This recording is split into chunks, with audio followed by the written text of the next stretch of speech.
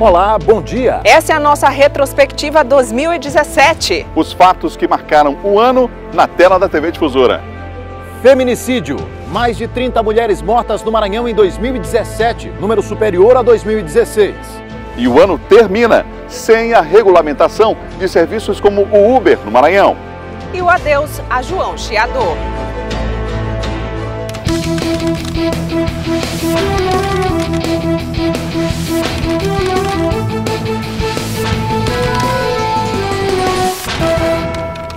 Em 3 de janeiro de 2017, o ano começa com um tremor de terra de quase 5 graus, o maior da história do Nordeste, que atingiu várias cidades do Maranhão. O epicentro foi no município de Belágua, a 250 quilômetros da capital. Foram cerca de 15 segundos. Os abalos atingiram alguns pontos aqui em São Luís. Até prédios públicos foram evacuados.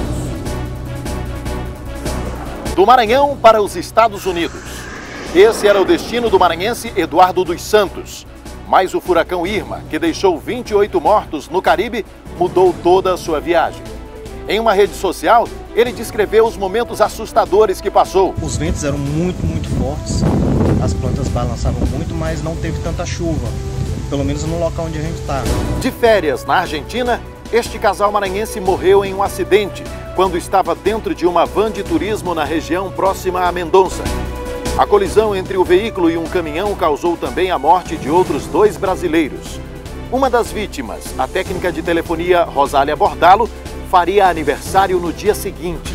Rafaela Cristina Santos, de 18 anos, morreu ao cair do último andar daquele prédio abandonado próximo ao elevado da Coama, aqui em São Luís.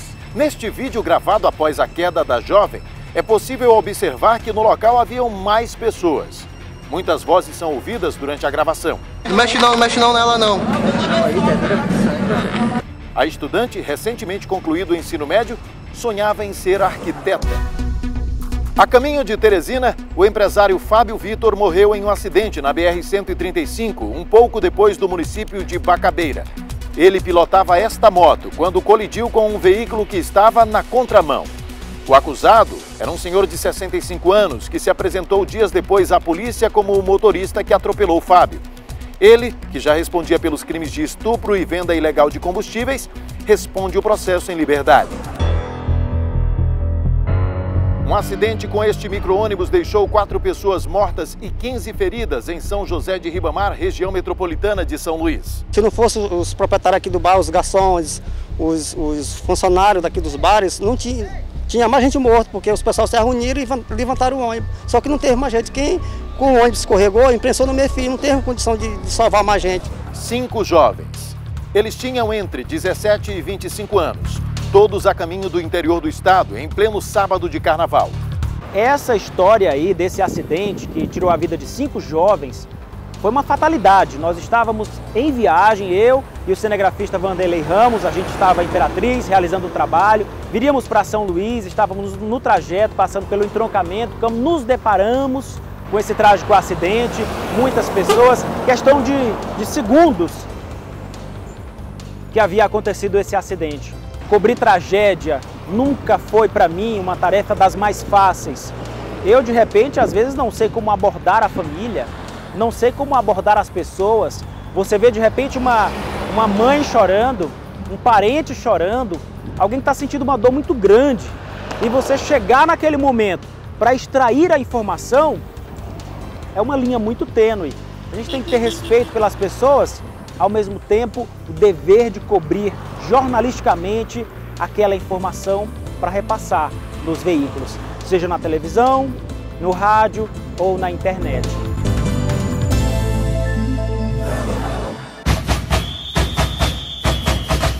Favela do Samba, a campeã do Carnaval 2017. Na avenida levou a história dos 200 anos do Teatro Arthur Azevedo, o segundo mais antigo do Brasil. Esse é o 17º título da escola em 67 anos de fundação. Agora, a favela é a escola que mais venceu competições do Carnaval em São Luís. Você é minha Julieta, eu sou seu Romeu. No esporte, um ano de alegria para uma grande torcida e de tristeza para outra gigante torcida no futebol, que também teve a busca por afirmação no interior do estado, que veio lá da cidade de Barra do Corda. O Imperatriz bateu na trave na tentativa de mais um título estadual. O futebol reservou muitas emoções e outros esportes também tiveram destaque nesse ano de 2017. A nossa aventura por tudo que aconteceu de bom e de ruim no esporte deste ano começa falando do Campeonato Maranhense. Um campeonato que teve o primeiro turno bem disputado e com uma verdadeira festa do interior na final. Cordino e Imperatriz decidiram o primeiro turno do estadual. Em Barra do Corda, um bom resultado para o time da casa. Em Imperatriz, uma festa preparada pela torcida do Cavalo de Aço. Meu cavalo é show! Meu cavalo é show, papai! Que acabou, infelizmente, em frustração para eles nos minutos finais e uma grande festa da torcida do Cordino, campeão do primeiro turno em Imperatriz no estádio Frei Epifânio da Badia e garantindo pela primeira vez a vaga no Campeonato Brasileiro, na Copa do Nordeste e na Copa do Brasil, além, é claro, de decidir o estadual. O segundo turno veio com a tentativa de busca por afirmação de força do Sampaio e do Moto. E não é que uma partida entre as duas equipes demorou mais de um mês para terminar? Pois é, o empate foi em 2-2, aqui mesmo, no estádio do Castelão. O Moto chegou a estar vencendo por 2-0. Aí veio a expulsão do Tony Galego.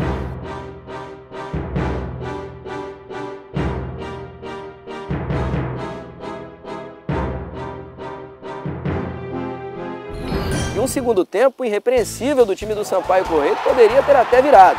Mas o caprichoso futebol fez com que a partida terminasse exatamente no 2-2.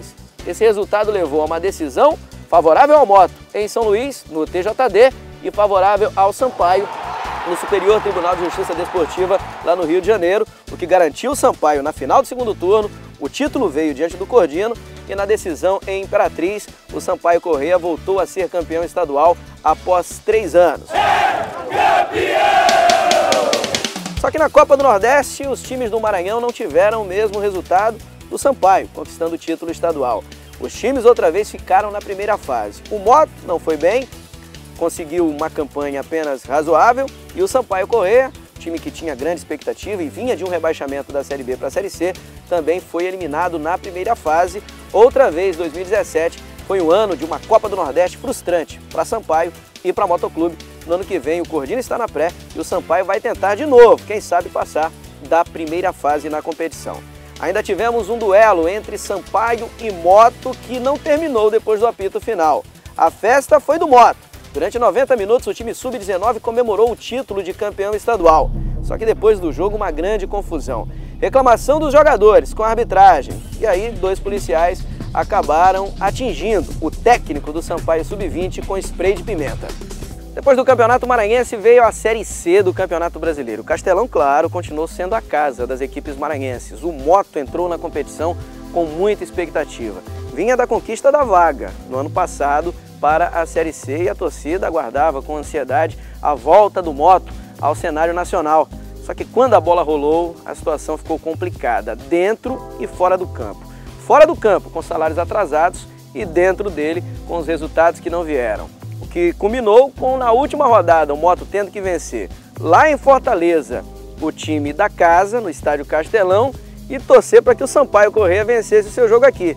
Não veio o resultado, o Sampaio já estava classificado.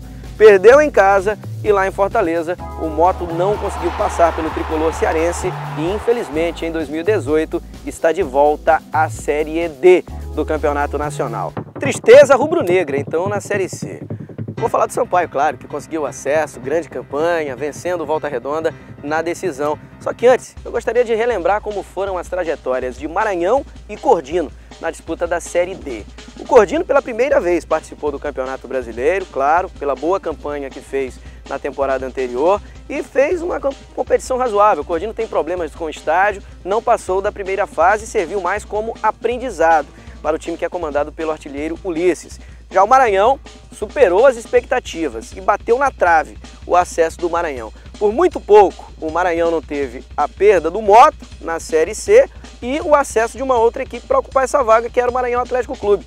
Só que no mata-mata o Maranhão não deu sorte, enfrentou o time mais forte, o Operário, Uma equipe que jogou a Série D com orçamento de time de Série C e até de Série B de Campeonato Brasileiro, conseguiu vencer o Maranhão nos 2 jogos, tanto aqui quanto lá no Paraná, e o MAC vai ter que aguardar uma outra oportunidade para jogar de novo o Campeonato Brasileiro.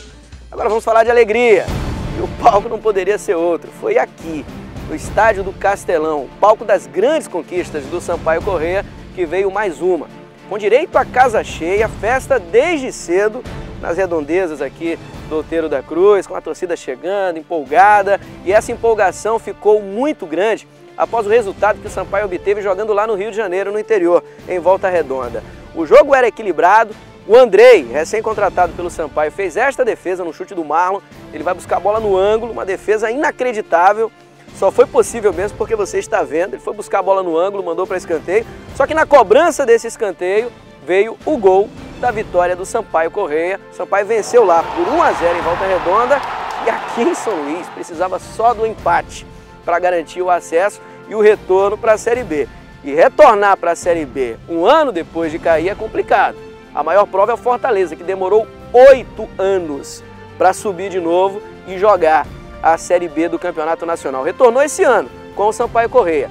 Sampaio só precisou de uma temporada para subir. E o grande lance do acesso do Sampaio Corrêa foi exatamente aqui. O atacante Fernando Sobral estava no lugar certo e na hora certa para aproveitar o cruzamento e marcar o gol que desafogou a torcida. A torcida estava naquela expectativa, com medo do Volta Redonda conseguir algum gol. O Sampaio não jogava bem e esse gol praticamente confirmou o acesso do time do Sampaio Corrêa.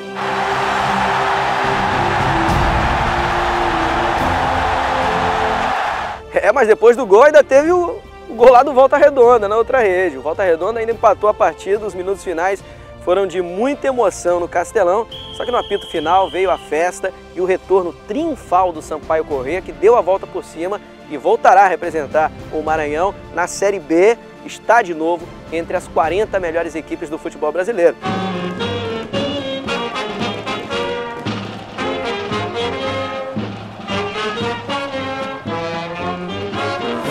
Em 2017, nós realizamos várias matérias com temas diversificados, mas tem aquelas especiais que mexem com o nosso lado profissional e também emocional. Uma delas eu fiz aqui nesta academia e é para lá que a gente vai agora. Eu vou apresentar para você o projeto Ação Social Lutando por Valores, que atende crianças, adolescentes e adultos. O projeto iniciou um pouco mais de 2 anos e já tem 80 participantes. São pessoas de baixa renda aqui da capital. O idealizador é esse rapaz, o Eduardo Leite, que teve essa brilhante ideia de estender a mão próxima a essas pessoas que tanto precisa, ensinando esse esporte que é o jiu-jitsu. E é claro que, diante em que o mundo está, que as pessoas estão muito individualistas, ação como essa faz toda a diferença. 30 de julho de 2017, era uma tarde de domingo quando a cidade de São Mateus parou com a morte de 4 meninas da mesma família, vítimas de afogamento em um açude na região. Todas tomavam banho nesse local. Testemunhas contam que elas passaram da parte rasa para a parte funda. Uma a uma começou a se afogar. Esta mãe perdeu 2 filhas, Deusilene de Souza, de 14 anos, e Josilene de Souza, de 15. Em outro ponto da pequena cidade, entes queridos e amigos tentavam consolar a família de Lívia de Paula, de 12 anos. A 4ª garota era Suzana Garcês, com apenas 9 anos. 2 garotos de 11 e 12 anos foram achados mortos em cova rasa no município de Bacabeira. Desde que esse caso chegou ao conhecimento do jornalismo da TV Difusora, foi dada a ele uma atenção especial. Não só a polícia, mas a família nos informava constantemente quanto ao andamento das investigações. Quando os corpos foram encontrados, a nossa equipe de reportagem foi a primeira a chegar no município de Bacabeira.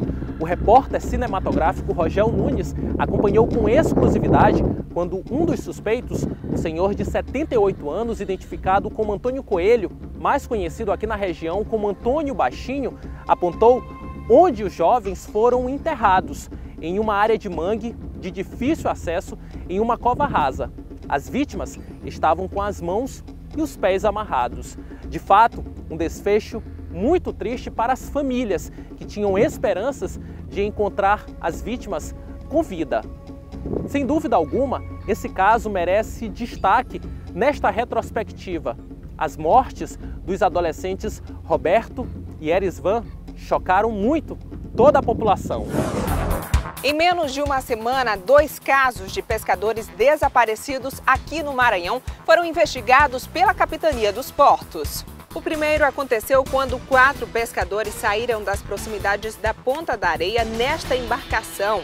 O outro foi registrado no interior do estado, em Anajatuba. 2 pescadores desapareceram após o naufrágio da canoa em que estavam. Era apenas uma semente famosa pela promessa de emagrecimento, mas não foi bem assim para esta mulher. Raquel Araújo, funcionária pública de 54 anos, morreu após ingerir anões da Índia. Dias depois, a Superintendência de Vigilância Sanitária do Maranhão suspendeu a comercialização no estado.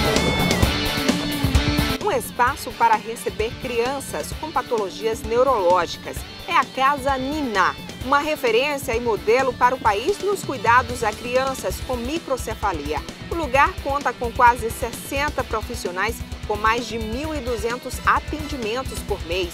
Tudo adaptado para atender pacientes do Centro de Referência em Neurodesenvolvimento, Assistência e Reabilitação de Crianças.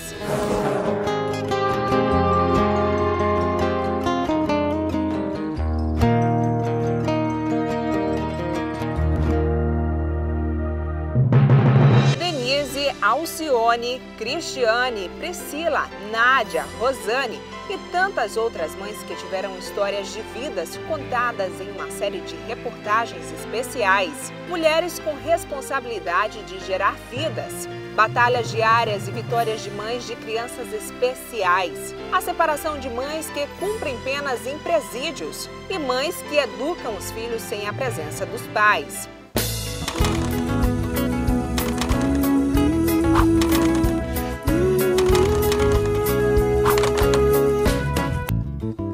Diferentes aspectos de São Luís, que completou 405 anos na tela da TV Difusora. O dia a dia do Centro Antigo, lugar de lembranças, de encanto, de magia e de histórias que o tempo não apaga. Um mergulho na linguagem de herança e afluência do maranhense. Passeio a bordo de embarcações que só existem em nosso estado. Ilha do Conhecimento, projetos, iniciativas e programas na área da educação. Lugar de inspiração para músicos, compositores e poetas.